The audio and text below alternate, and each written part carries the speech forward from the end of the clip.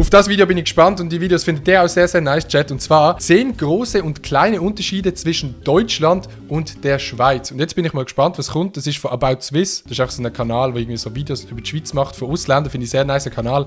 Let's go. Die beiden Nachbarländer, Deutschland und Schweiz, scheinen auf den Es geht wieder los mit der schönen Stimme. Die beiden Nachbarländer, Schweiz und Deutschland, scheinen auf den ersten Blick sehr gleich. Ich liebe die Stimme. Die beiden Nachbarländer, Deutschland und Schweiz, scheinen auf den ersten Blick sehr viel gemeinsam zu haben. Beide liegen im Herzen Europas. In beiden Ländern wird größtenteils Deutsch verstanden. Das Bildungsniveau ist vergleichbar und die Mentalität. Hey, das Bildungsniveau ist vergleichbar. Zürcher, ja, vielleicht ist sie auf dem Niveau der Deutschen, aber Basler, Bro.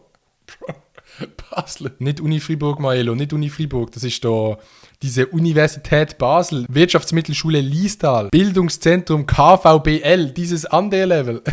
ist ähnlich. Oder auch doch nicht? 10 große und kleine Unterschiede zeige ich euch im folgenden Video.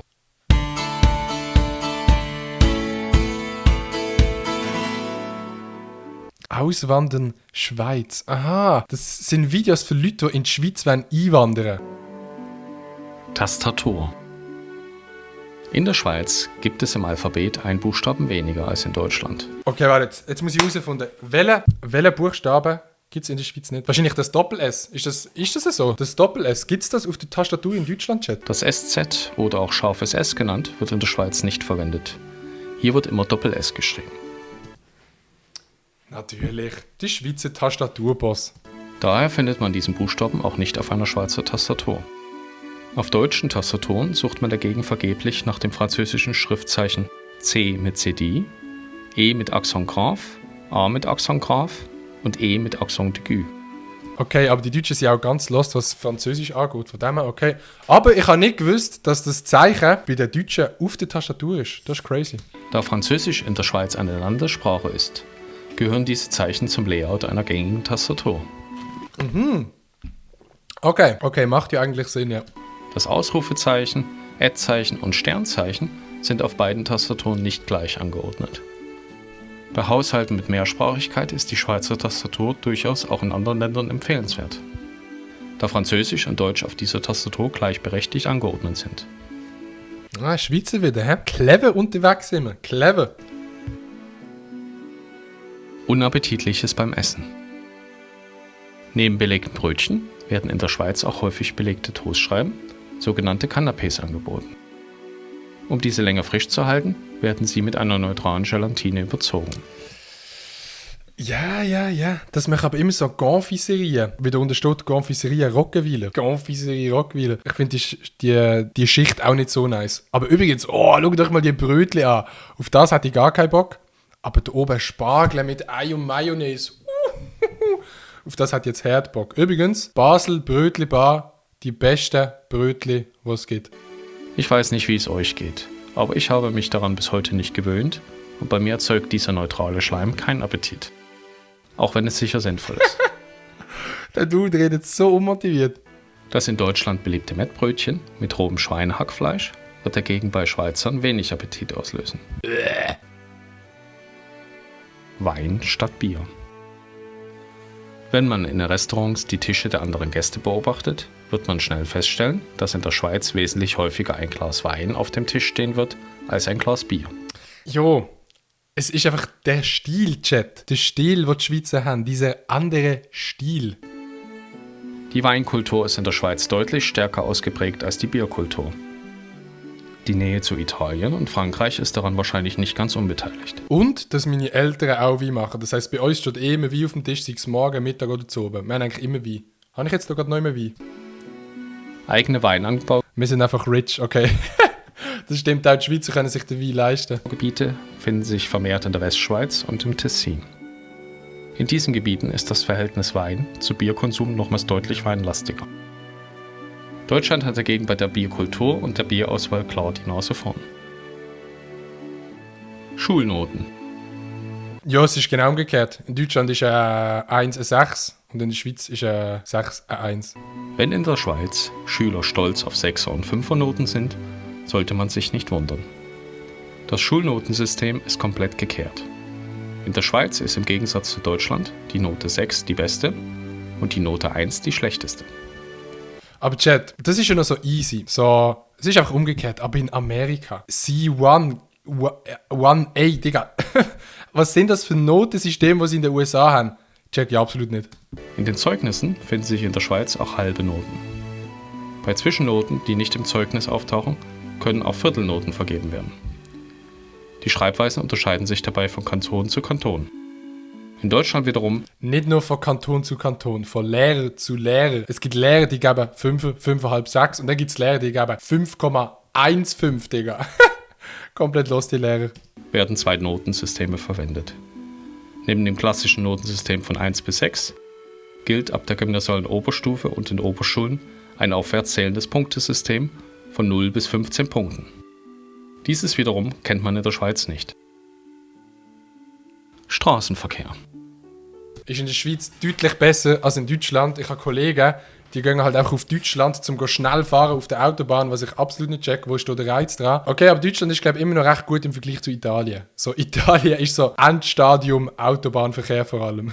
Im Straßenverkehr gibt es jede Menge kleine und große Unterschiede. Fangen wir bei den Autobahnschildern an. In Deutschland sind die Schilder im Zusammenhang mit der Autobahn blau und in der Schweiz sind diese grün. Das kann leicht zu Verwirrung führen. Auf den Autobahnen gilt in Deutschland vielerorts freie Fahrt ohne Tempolimit. In der Schweiz gilt maximal 120. Auch auf Überlandstrecken gibt es Unterschiede. In Deutschland gilt häufig 100 Stundenkilometer und in der Schweiz gibt es ja ein Tempolimit von 80. Wer dann zu schnell fährt, sieht gleich den nächsten Unterschied. In der Schweiz wird überwiegend mit weißem Licht geblitzt und in Deutschland überwiegend mit rotem Licht. Ich bin einmal blitzt worden und zwar mit rotem Licht. Und das hat mich richtig überrascht, weil ich habe gemeint, wenn man so blitzt wird, dann fährt man so und dann kommt so, fühlt man sich so auf einem roten Teppich. Aber Digga, ich fahre so, der Blitz auch so, piep, so wie ein kleiner Laser. In der Stadt lässt man beiderorts außerhalb von Ampeln Fußgänger am Zebrastreifen passieren. In der Schweiz sind diese gelb und in Deutschland weiß. Das sind nur ein paar Beispiele im Straßenverkehr. Wenn du noch mehr kennst, schreib's mir doch in die Kommentare. Größe der Bettwäsche. Jetzt kommen die wichtigen Themen. Die Größe von der Bettwäsche. Aber ich glaube sogar, dass auch die Größe von der Waschmaschine in der Schweiz und in Deutschland anders ist. Kann das sein? Oder ist das europaweit geregelt? Bin mir nicht ganz sicher. Wer sich in der Schweiz neue Bettwäsche oder Bettinhalt kauft, braucht sich nicht wundern, dass diese nicht passen wird. Die üblichen Größen sind völlig unterschiedlich. Bei den Kopfkissen sind in Deutschland die Größen 80 x 80 und 40 x 80 verbreitet. Diese Größen kennt man in der Schweiz nicht. Üblicher sind dagegen 65 x 65, 50 x 70 und 50 x 100 cm. Bei der Bettdecke ist in Deutschland 1,40 x 2 Meter üblich. In der Schweiz wiederum ist das Standardmaß 1,60 x 2,10. Kleiner Funfact: IKEA Schweiz verkauft keine der in der Schweiz üblichen Größen, sondern die Standardgröße aus Schweden. Okay. Wick versus Wix. Okay. So manch einer mag sich belustigen, wenn er bei den Erkältungsmitteln den Namen Wix auf der Verpackung entdeckt. Dabei handelt es sich hier um den ursprünglichen Firmennamen. In Deutschland und Österreich wurde der Name wegen seiner Doppeldeutigkeit geändert. Es ist wirklich wegen dem geändert worden.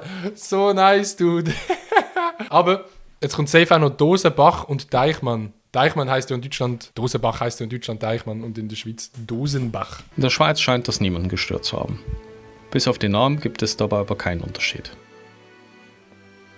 Nationalstolz. Im Gegensatz zu Deutschland ist es in der Schweiz nicht ungewöhnlich, die Nationalflagge auch außerhalb von sportlichen Großevents zu hissen. So wird dem aufmerksamen Beobachter schnell die größere Anzahl Flaggen und der Hang zur Swissness auffallen. Produkte mit einem Schweizer Kreuz erfreuen sich größerer Beliebtheit und sind dem Kunden auch mehr wert. Das heisst, ich muss bei meinem Kanal noch irgendwo ein Schweizer Kreuz einfügen. Nächste die Different Collection mit einem Schweizer Kreuz drauf, Chat. Sind ihr einverstanden? Besonders am 1. August erscheint das Land in Rotweil. Oder wie Fuse Tea, stimmt. Wix und Wix haben sie nicht geändert, aber Fuse Tea. Das hat die Schweizer dann gestört. Okay. Am Nationalfeiertag der Schweiz werden sogar mehr Feuerwerke veranstaltet als an Silvester. Küche und Waschmaschine. Aha, Waschmaschine. Jetzt kommt's doch noch. Ja. Wer von Deutschland in die Schweiz in eine Mietwohnung zieht, kann seine Küche, Waschmaschine und Trockner gleich in Deutschland lassen. Zur Grundausstattung einer Wohnung gehört eine komplette Küche mit Herd, Backofen und Spülmaschine. Waschmaschine und Trockner finden sich häufig mit dem Trockenraum im Kellerbereich. Bei größeren Wohnungen können sogar eigene Maschinen im Badezimmer enthalten sein. Bei der Waschküche aber Vorsicht, das ist häufig Kriegsgebiet und Nachbarschaftsstreits drehen sich oft um dieses Thema. Erstmal mit Krieg vergleichen. Aber ja, das Problem haben wir nicht hier bei mir daheim. Wir wohnen ja in einem Haus. Ich steppe einfach runter, gehe den Shit in die Waschmaschine und easy ist. Ich muss das nicht teilen. Aber wenn ich mal ausziehe, habe ich ohne Scheiß-Chat schon gar keinen Bock mehr auf die fixen Zeiten, wo man waschen darf und nicht. Ey, safe in eine Wohnung ziehen, wo die Waschmaschine in der Wohnung ist. Immer besser. In Deutschland muss man all diese Geräte und Küchenmöbel kaufen. Dafür hat man selbst in der Hand, worauf es bei den Geräten ankommt. Energieeffizienz und Wasserverbrauch sind den Vermietern leider häufig herzlich egal. Beide Varianten haben daher ihre Vor- und Nachteile. Begrüßung und Verabschiedung. Okay. In Deutschland haben wir, glaube ich, 2 Küssli, Chat, und in der Schweiz haben wir 3 Küssli. Ist das der Unterschied? RIP, wenn deine Wäschzeit ist, die Maschine aber besetzt ist. Eben, das Problem kenne ich nie. Wenn, dann ist meine Mom dort und die macht es dann eh. Unter Freunden gibt es in beiden Ländern zur Begrüßung und Verabschiedung ein kleines Ritual. Von Frau zu Frau, Mann zu Frau, gibt man sich in der Deutschschweiz in der Reihenfolge links, rechts, links 3 Küsschen auf die Wange. Ohne Scheiß, Messi Corona, dass man das nicht machen muss. Ich finde das verdammt unangenehm, so bei Leuten, die man nicht gut kennt. Seit Corona mache ich einfach nur noch den hier. Mit allen. Einfach die Faust. Ohne Scheiß, das sollte in der ganzen Schweiz eingeführt sein. Einfach die Faust. Du steppst zu jemandem an, du kannst nichts falsch machen.